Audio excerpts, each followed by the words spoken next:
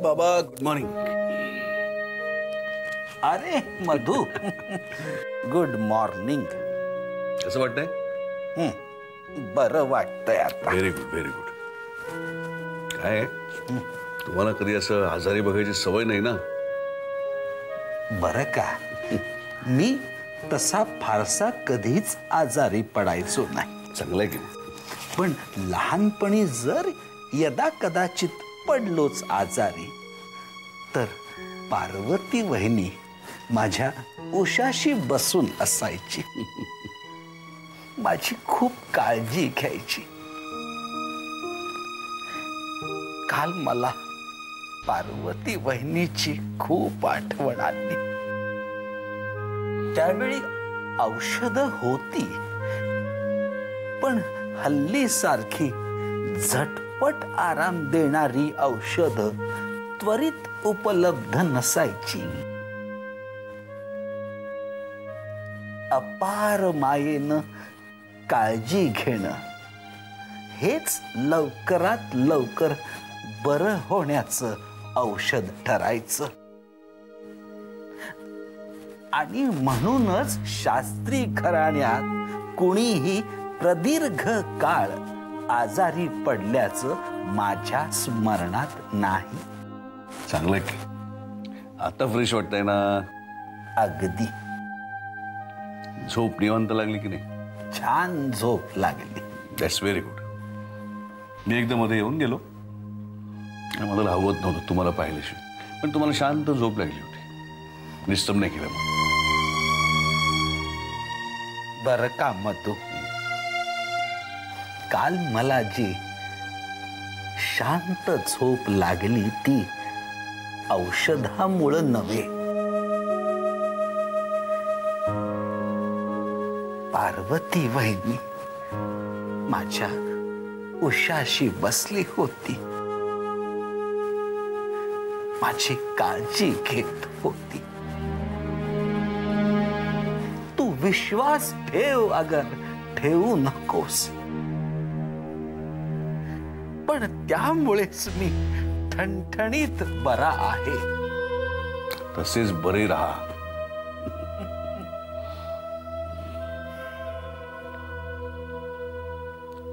आज मी घरीच आहे, कुठेही जात नाहीये. कशाला उगीच सुट्टी घेतलीस? उगाच काय बाबा? माझी काळजी करू नकोस. काल ती पार्वती वहिनी बनून माझी काळजी घेत होती. आज शुभ्रा बनून घेईल.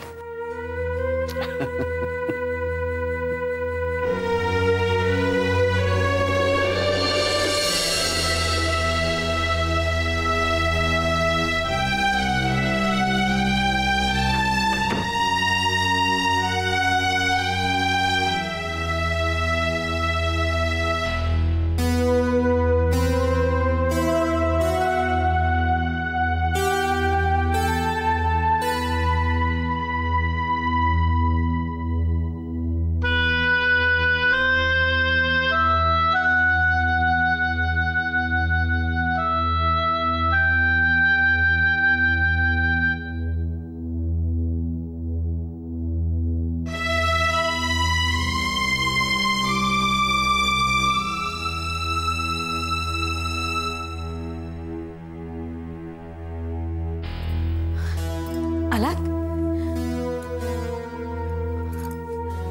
कसे आहेत आजोबा? बरे आहेत ना? हो, बरे आहेत ना.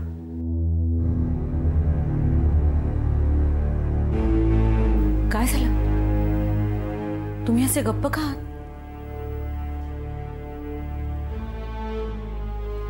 डॉक्टर आले होते? आजोबांना काही? त्यांना काही धोका नाही आहे.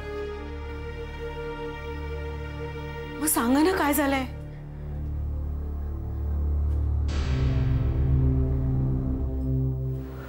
आता प्रथमेशच्या भविष्याबद्दल आपण काय काय स्वप्न रंगवली होती ना,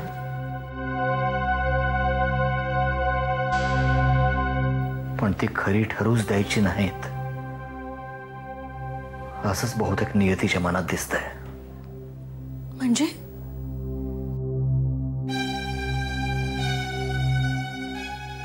आजोबांनी त्याची पत्रिका बघितली. त्यात त्यांना दिसलं की प्रथमेश एका स्त्रीच्या मृत्यूला कारणीभूत ठरणार आहे. काय?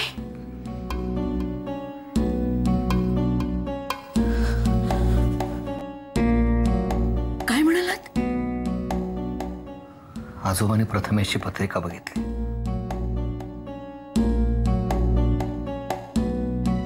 त्याच्यामध्येच त्यांना हे दिसलं. आजोबांना धक्काच बसला. मला तर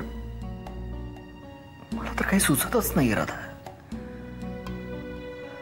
आपल्या प्रथमेशला काही असा निगेटिव्ह विचार करू नका.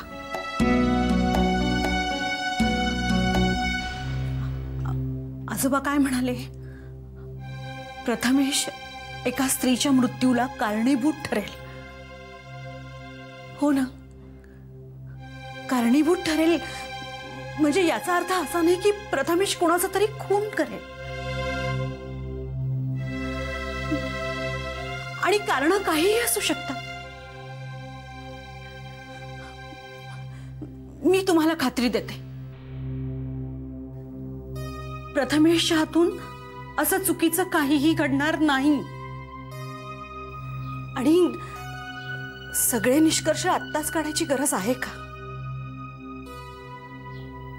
आपण शांतपणे विचार करूया आणि आपण दोघंही आजोबांना जाऊन भेटूया. त्यांना बरं वाटलं की त्यांच्याशी बोलू. ठीक आहे?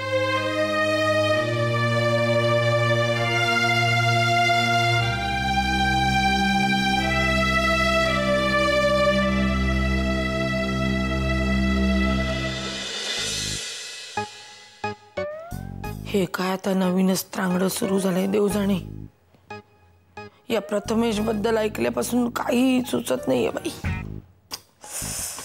खोरीच्या शेजारून गेला तरी धडकी भरते मनामध्ये. छे, पण कोण असेल बाई?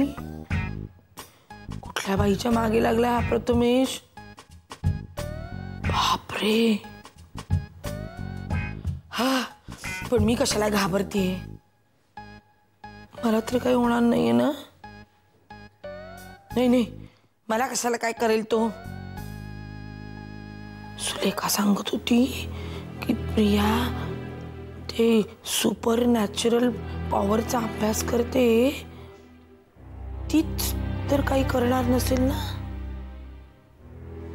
कधी गोड बोलते, कधी अचानकच चिडते. माझ्या मनाचा ताबाही घेतला होता. हे नस्त्र घेतलं नसेल ना. बापरे. म्हणजे प्रथमेशला मध्ये घेऊन हिनच जर का मला काही केलं तर? ऐक, बापरे. छे.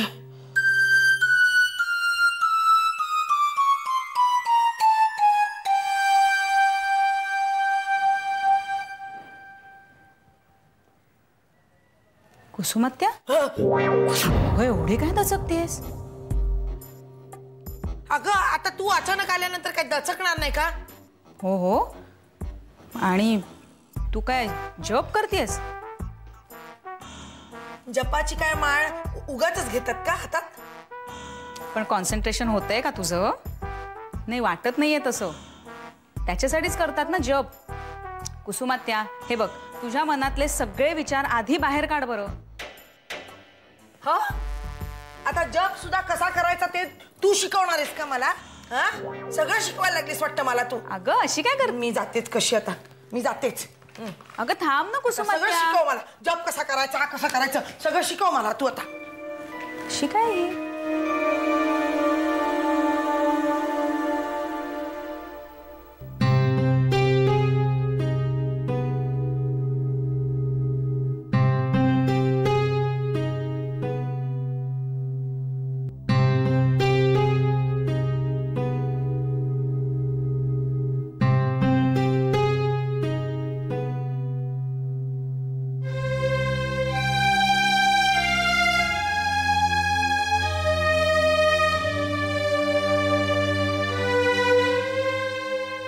तुम्ही मला बोलवलं? अरे आधी ये. बस.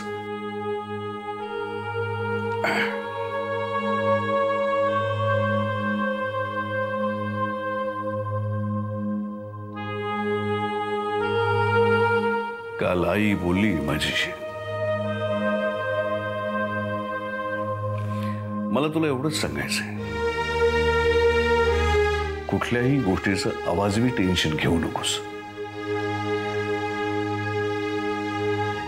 जे काही करायचंय ते आपण सगळ्यांनी मिळून करायचंय.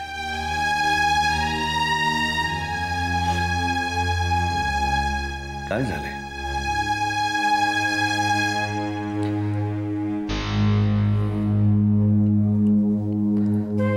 बाबा, मी यशवंतराव सरंजामेला जेव्हा भेटलो तेव्हा त्यांनी मला सांगितलं, त्यांनी त्या डॉक्टर जोशींच्या मदतीने असं सिद्ध केलंय की अभिमान निर्दोष आहे. मी डॉक्टर जोशींना जाऊन भेटलो.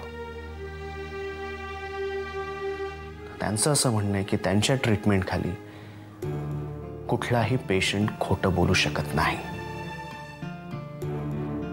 बाबा, ह्या डॉक्टर जोशींना मी शुभ्राच्या ट्रीटमेंटपासून ओळखतो. ते खूप पारदर्शक वाटतात मला. विकाऊ नाही वाटत ते मला.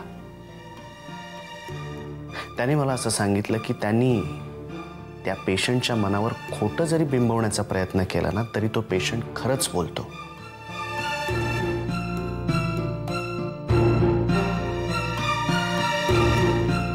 थोडक्यात तुलाही असं वाटतंय की अभिमान निर्दोष आहे? नाही बाबा, अजून मी निर्णयापर्यंत पोहोचलेलो नाही. एक मिनिट. कुठल्याही निर्णयापर्यंत पोहोचायच्या आधीच मी तुला सांगतोय,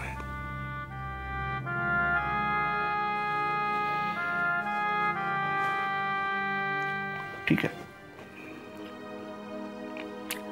डॉक्टर जोशींनी जर अभिमानला निर्दोष ठरवलं असेल तर तू म्हणतोस म्हणून मान्य आहे मला. पण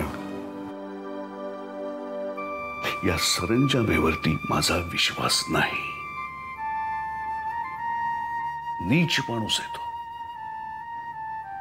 तो पैशाच्या आणि बळाच्या जोरावरती काहीही करू शकतो.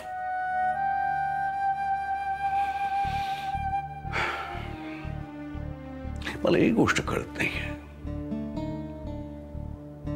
हा, जर अभिमान निर्दोष आहे तर मग तो पळाला का?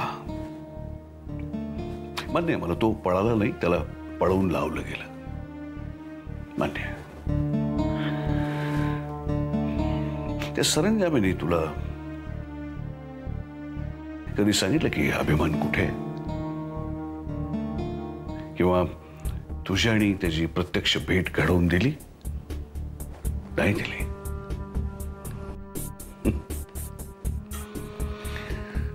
साधं सरळ सोपं गणित आहे त्या सरंजामेचं. डॉक्टर जोशींनी जरी अभिमानला निर्दोष ठरवला असला तरी कोर्टात अजून अभिमान निर्दोष ठरायचा आहे. आणि त्या सरंजामेला शास्त्रींकडनं वदवून घ्यायचंय कोर्टामध्ये की अभिमान निर्दोष आहे. साधं सरळ सोपं गणित.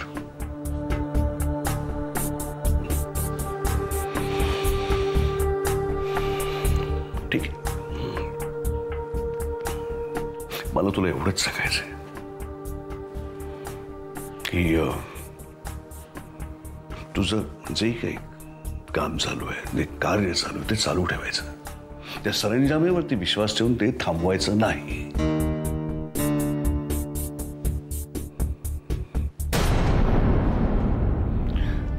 या कार्यामध्ये तुझ्या मी, चंदू, या घरातले प्रत्येक जण तुझ्या बरोबर आहे. तेव्हा गो अहेड.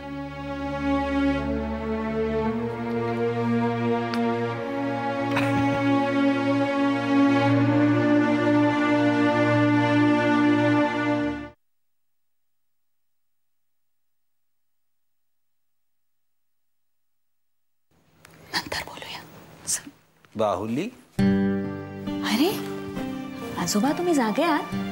आम्हाला वाटलं ध्यान करताय, नंतर येऊया. ध्यान करत होतो हे खरं आहे, पण बसून बसून कंटाळा आला एकट्याला. तुम्हा तरुण मुलांबरोबर गप्पा मारल्यानं की कसं तरुण झाल्यासारखं वाटतं.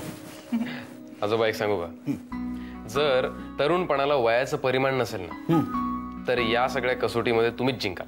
अरे बापरे. पुरे झाली स्तुती. बोला, काय काम आहे? आजोबा, आम्हाला तुमच्याशी एका महत्वाच्या प्रकरणावर बोलायचंय. महत्वाच्या प्रकरणावर? काय एवढं प्रकरण? आजोबा, डॉक्टर जोशींनी हे सायंटिफिकली सिद्ध केलंय की अभिमान दोषी नाहीये. आणि आजोबा, आम्ही ज्या पुस्तकावरून अभ्यास करतोय ना, त्यातही तेच निकष वापरलेत जे डॉक्टर जोशींनी अभिमानला सोडवण्यासाठी वापरले. पण बाबांचं असं म्हणणं आहे की डॉक्टर जोशींवर विश्वास ठेवता कामा नाही, कारण सरंजामेंनी त्यांना विकत घेतलेलं असू शकतं, किंवा डॉक्टर जोशींनी सरंजामेच्या बळाखाली येऊन केवळ अभिमानला निर्दोष सोडवण्यासाठी हे केलेलं असू शकतं.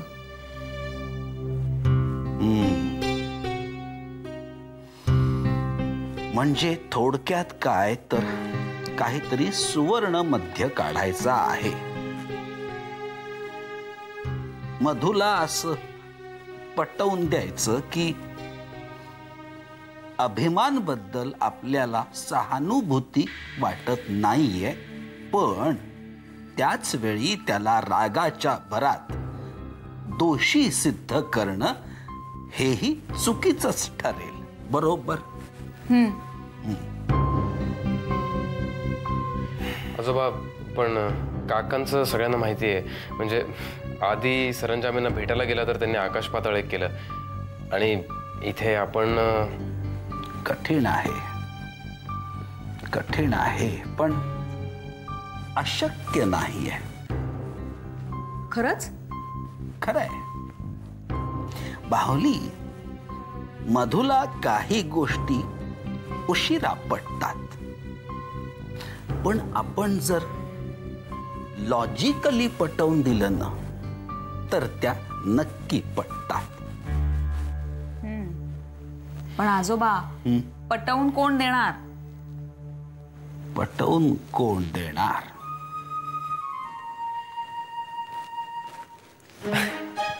खरंच? आजोबा, अग अग,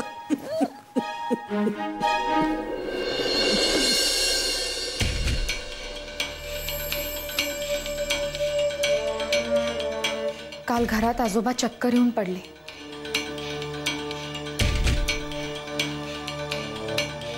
वयामुळे असं होऊ शकतं मिसेस शास्त्री. असेल, पण त्याचबरोबर आणखी एक गोष्ट सुद्धा घडली डॉक्टर. जेव्हा आजोबा चक्कर येऊन पडले तेव्हा त्यांच्या हातात प्रथमेशची पत्रिका होती. हा एक योगायोग असू शकतो. नाही डॉक्टर, तो योगायोग नव्हता, कारण त्या पत्रिकेत प्रथमेश एका स्त्रीच्या मृत्यूसाठी कारणीभूत असणार आहे असं लिहिलंय.